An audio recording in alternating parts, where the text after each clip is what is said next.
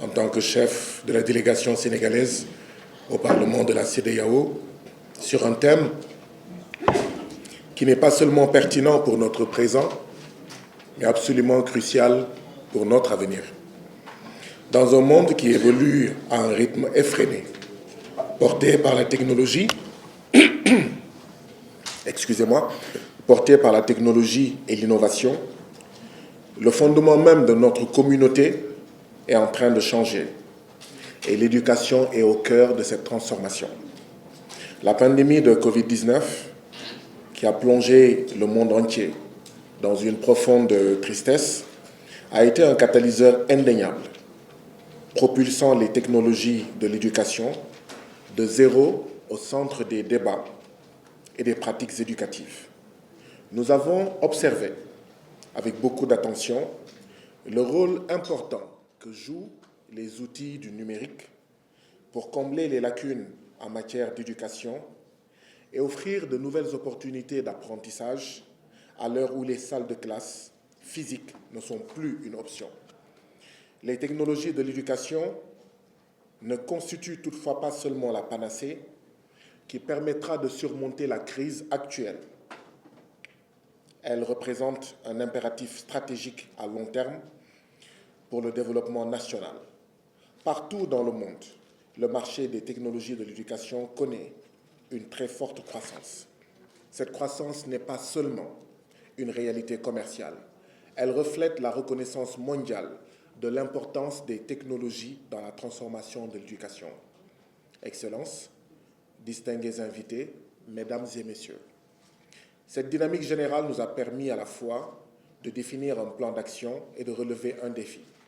La sous-région de la CEDEAO doit donc veiller à ce que nous ne soyons pas seulement des consommateurs de ces technologies, mais aussi et surtout des acteurs actifs dans leur développement et leur intégration efficace. Le modèle éducatif universel est de plus en plus obsolète. Les technologies de l'éducation favorisent l'accessibilité et l'inclusion.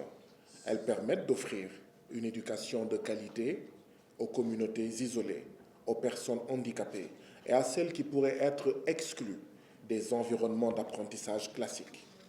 Les technologies de l'éducation sont porteuses d'une promesse, un système éducatif plus équitable et plus inclusif.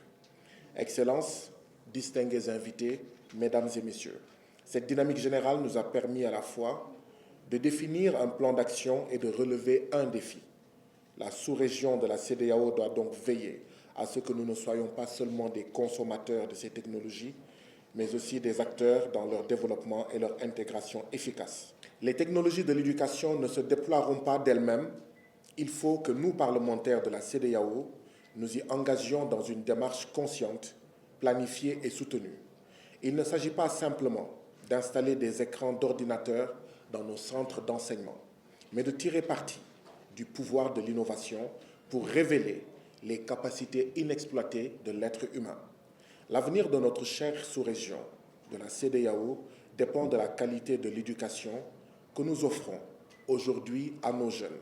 Par conséquent, il est de notre responsabilité collective d'élaborer une stratégie nationale et régionale intégrée en matière de technologie de l'éducation, assortie d'objectifs clairement définis, d'un cadre de mise en œuvre et de résultats quantifiables.